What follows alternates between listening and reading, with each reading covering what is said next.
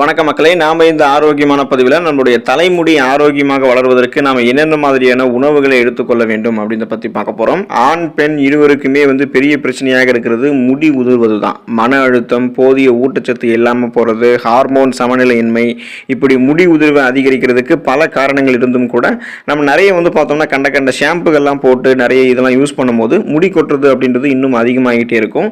இதை எப்படி நம்ம தடுத்து முடியினுடைய வளர்ச்சியை அதிகரிக்க செய்ய முடியும்? வேறு சில வழிகள் நமக்கு இருக்கா இல்லையா, என்னென்ன உணவுகள் எடுத்துக்கொள்ளும் போது இயற்கையான வழிமுறைகளில் நம்மளுடைய முடியை நம்ம வளர செய்யலாம் அப்படின்றத பற்றி தெளிவாக விளக்கமாக பார்ப்போம்.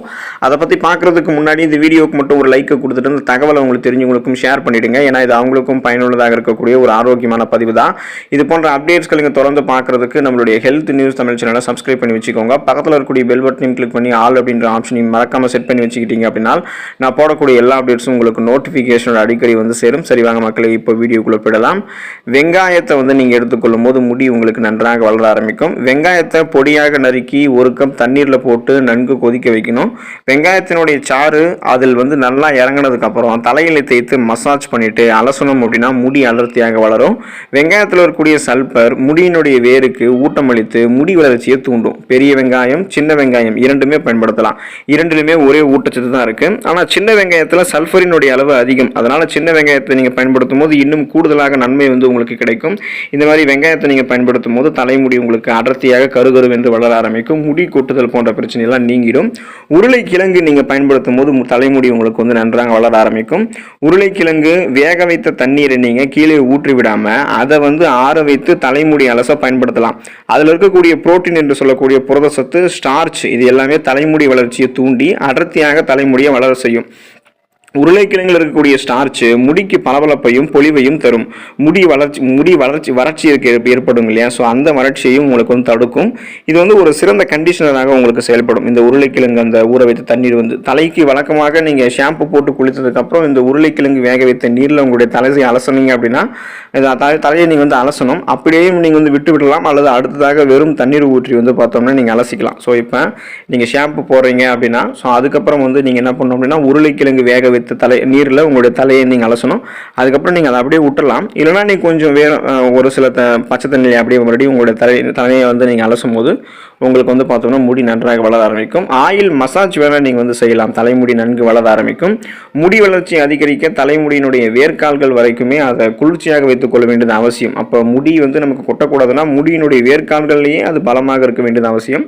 அதனால் தேங்காய் மற்றும் விளக்கெண்ணெய் சம அளவு எடுத்து சூடாக்கி வெதுவெதுப்பான நிலையில் தலையில தேய்த்து மசாஜ் செஞ்சுட்டு நீங்கள் குளிக்கலாம். மாதம் 2 முறை இதை நீங்கள் செஞ்சுட்டு வரும்போது முடி வளர்ச்சி 2 மடங்காக உங்களுக்கு அதிகரிக்கும். வெதுவெதுப்பான எண்ணெயை தலையில தேய்க்கிறதால முடியினுடைய வேர்க்கால்கள் பலம் பெற ஆரம்பிக்கும். ஊட்டச்சத்துக்களை முடிக்கு கொடுத்து முடியினுடைய வளர்ச்சியை தூண்டுறதுக்கு ஆயில் மசாஜ் உதவிகரமாக இருக்கும். ஏன் அப்படின்னா ஆயில் மசாஜ் செஞ்சும் போது தலைமுடியினுடைய சரும துளைகள் திறந்து கொள்ளும். அதில் எண்ணெய் இறங்குவதால தலைமுடிக்கு போதிய நீர் சத்தும் ஊட்டச்சத்தும் கிடைக்கும். இதனால ஆயில் மசாஜ் பண்ணீங்க அப்படின்னா முடி உங்களுக்கு நன்றாக வளர ஆரம்பிக்கும்.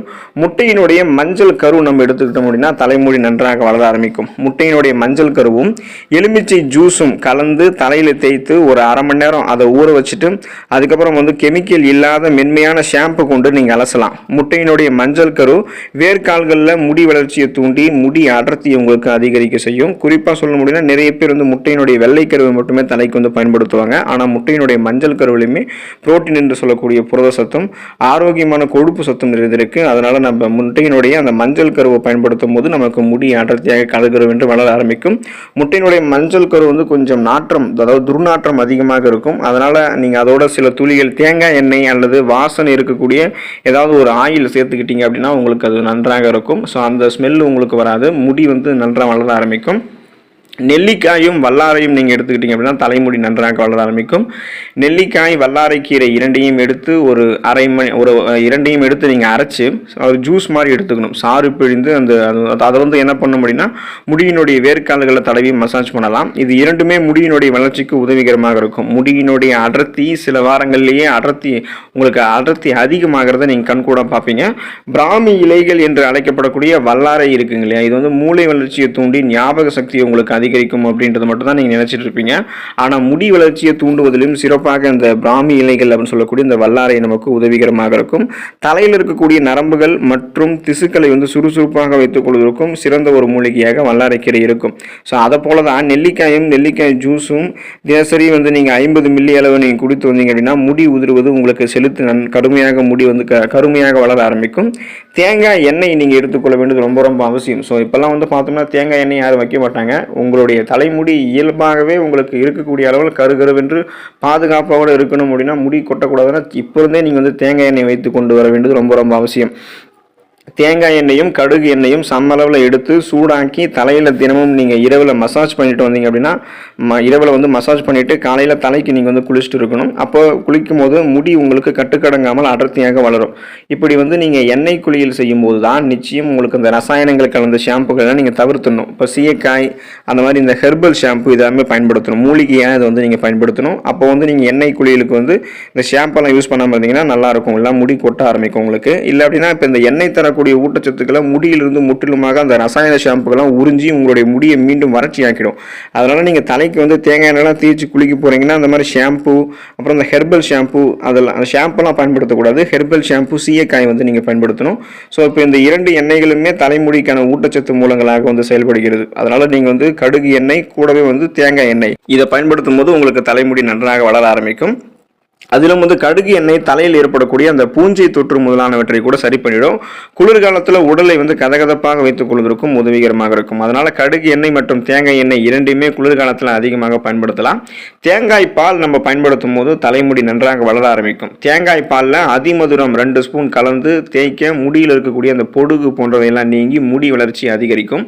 1 மாதத்துக்குள்ள உங்களுடைய முடி வந்து 2 மடங்கு அடர்த்தி ஆகிடும். சித்த மற்றும் ஆயுர்வேத மருத்துவத்தில் மருந்துகள் செய்ய அதிகமாக பயன்படுத்தக்கூடிய மூலிகையாக இந்த அதிமதுரம் இருக்கு.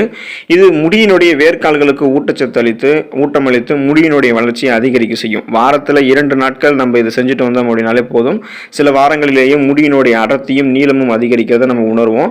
கருப்பு உளுந்து நம்ம பயன்படுத்தணும் அப்படின்னா இந்த கருப்பு உளுந்து பயன்படுத்தும் போது முடி நமக்கு நன்றாக வளர ஆரம்பிக்கும். இரவு முழுக்க கருப்பு முழு உளுந்தை வந்து ஊற வச்சு காலையில் அரைத்து தயிரோடு கலந்து தலையில் ஹேர் மாஸ்க் மாதிரி நம்ம போடணும். ஸோ மாதத்திற்கு 2 முறை நம்ம இதை பண்ணோம் அப்படின்னாலே அதாவது 15 நாளுக்கு ஒரு தடவை நீங்கள் இதை பண்ணும்போது தலைமுடி மிக அடர்த்தியாகவும் கருமையாகவும் மாறும். எருமை தயிர் கிடைத்தது அப்படின்னா அதை பயன்படுத்துவது உங்களுக்கு இன்னும் சிறப்பு. தலைமுடிக்கு வந்து கொழுப்பு சத்தையும் புரோட்டீன் என்று சொல்லக்கூடிய புரதச்சத்தையும் வந்து அதிகமாக கொடுக்கும். ஸோ உளுந்து வந்து உங்களுடைய உணவுகளை சேர்த்துக் கொள்ளும் போது எப்படி உங்களுடைய உடலை வந்து வலுவாக வைத்துக் கொள்கிறதோ அதே போல தலைமுடியையும் அது வலுப்படுத்தும். நீங்கள் பயன்படுத்தும் போது சிலருக்கெல்லாம் முடி மிக மெல்லியதாக இருக்கும். ஸோ அவங்கெல்லாம் கருப்பு உளுந்து இந்த மாதிரி ஹேர் பேக் மாதிரி வந்து செஞ்சு பயன்படுத்தும் போது முடி வந்து உங்களுக்கு திக்காக ஆரம்பிக்கும். கடலை மாவு நீங்கள் பயன்படுத்தும் போது முடி உங்களுக்கு கருமையாக அடர்த்தியாக வந்து வளர ஆரம்பிக்கும். ஸோ அதுக்கு நீங்கள் என்ன பண்ண முடியும்னா கடலை மாவை வினிகரில் கலந்து தலையில் வந்து அப்ளை செஞ்சுட்டு குளிச்சுட்டு வந்தீங்கன்னா தலைமுடி நன்றாக செலுத்து வளரும்.